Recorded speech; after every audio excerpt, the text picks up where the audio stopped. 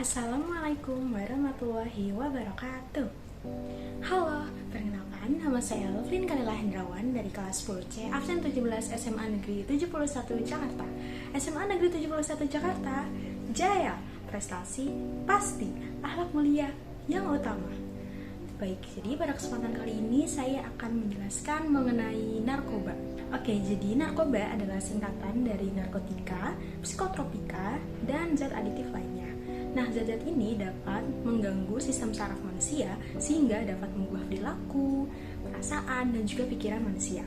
Oke, jadi narkoba ini memiliki beberapa jenis. Yang pertama adalah narkotika golongan 1. Nah, narkotika golongan 1 ini dia memiliki tingkat kecanduannya ini sangat tinggi, lalu efek sampingnya ini sangat parah dan juga tidak dapat digunakan dalam dunia medis. Contohnya itu ada seperti ganja, kokain, dan juga heroin. Selanjutnya itu adalah narkotika golongan 2. Nah, narkotika golongan ini ada tingkat kecanduannya ini sedang, lalu efek sampingnya cukup parah dan juga dapat digunakan dalam dunia medis namun terbatas. Contohnya itu ada petidin dan juga morfin.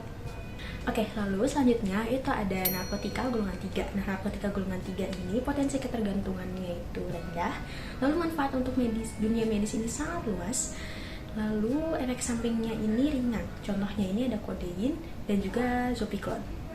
Selanjutnya itu ada psikotropika golongan 1. Nah, psikotropika golongan 1 ini dia sangat adiktif dan juga berbahaya, lalu memberikan efek mengubah suasana hati dan juga persepsi, lalu tidak digunakan dalam pengobatan atau tidak digunakan dalam dunia medis.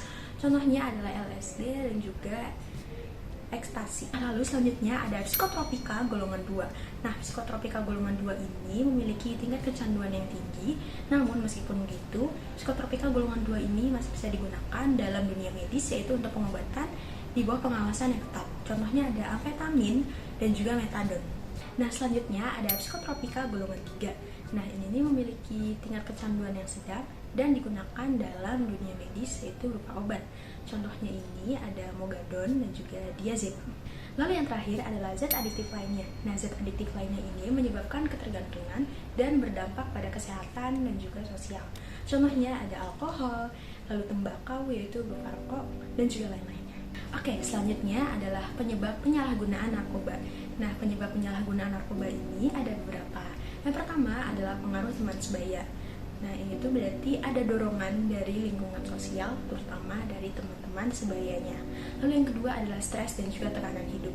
Biasanya orang-orang yang mengonsumsi narkoba tanpa adanya resep dari dokter ini tuh sedang berada di bawah tekanan atau sedang dalam mengalami masalah, entah itu masalah pribadi, masalah keluarga, masalah sosial, atau masalah pekerjaan mungkin dan lain-lain, sehingga mereka mengonsumsi narkoba untuk pelarian. Lalu yang terakhir itu adalah keingintahuan yang besar, terutama pada remaja. Jadi biasanya remaja ini ingin coba-cobalah, mereka memiliki rasa ingin tahu yang besar sehingga mereka mengonsumsi narkoba. Nah, selanjutnya adalah dampak dari penyalahgunaan narkoba. Nah, dampak dari penyalahgunaan narkoba ini ada beberapa. Yang pertama yaitu kesehatan fisik. Jadi dari sisi kesehatan fisik, narkoba dapat menyebabkan kerusakan organ, misalnya organ jantung, hati, paru-paru, dan juga otak. Nah, itu dapat menyebabkan rentan terhadap infeksi penyakit menular, misalnya HIV/AIDS. Lalu yang kedua itu adalah kesehatan mental. Jadi dari sisi kesehatan mental, narkoba ini dapat menyebabkan depresi, paranoia, bahkan halusinasi. Jadi narkoba dapat menyebabkan gangguan kepribadian atau psikis. Nah, lalu yang ketiga itu adalah kondisi ekonomi dan juga kondisi sosialnya. Jadi orang dengan pengguna narkoba ini dapat memiliki masalah dari segi sosial dan juga ekonominya, misalnya sulit untuk mendapatkan pekerjaan, ketergantungan finansial, lalu masalah hukum, dan lain-lain. Tanda-tanda orang pengguna narkoba. Nah, tanda-tanda orang pengguna narkoba ini misalnya pertama adalah perubahan perilaku. Jadi orang yang menggunakan narkoba ini perilakunya ini akan berubah secara drastis, misalnya lebih agresif, lalu mudah marah tanpa adanya alasan yang jelas, dan juga menarik diri. Nah, lalu yang kedua itu adanya penurunan prestasi, misalnya seperti kesulitan untuk fokus, lalu sering bolos, dan lain-lain. Dan lalu yang ketiga itu adalah dari tampilan fisiknya. Jadi orang nih yang mengonsumsi narkoba ini, biasanya tampilan fisiknya tuh akan terlihat lemas dan juga lesu, terus atau mungkin munculnya gejala-gejala seperti mata merah dan juga perubahan drastis terhadap nafsu makan. Dampak narkoba pada remaja dan juga masyarakat. Jadi narkoba ini dapat menghambat perkembangan masa depan remaja, termasuk penurunan prestasi akademik dan juga relasi sosial. Nah, lalu dalam masyarakat ini seringkali melibatkan tindakan kriminal untuk mendapatkan narkoba, lalu mengganggu keamanan serta ketertiban dari masyarakat tersebut. Nah, upaya pencegahan penggunaan narkoba ini bisa dilakukan dengan edukasi atau kampanye anti narkoba. Dan itu bertujuan untuk membangun kesadaran akan bahaya narkoba melalui sosialisasi yang dilakukan di sekolah, kampus, media massa, dan lain-lain. Lalu yang kedua adalah peran orang tua dalam pengawasan. Jadi orang tua ini diharapkan dapat membangun komunikasi yang baik, lalu mengetahui teman-teman anaknya, dan juga memberikan arahan yang positif sehingga anak-anak mereka ini tidak mencoba-coba menggunakan narkoba.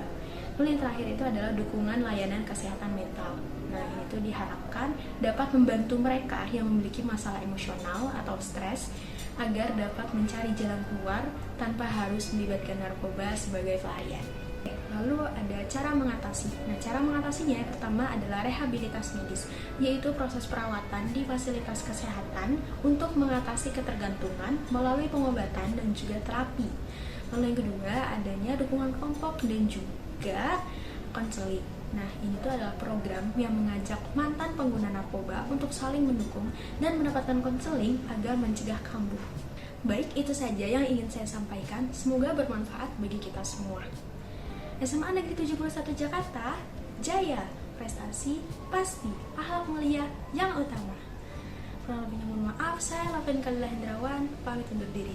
Wassalamualaikum warahmatullahi wabarakatuh.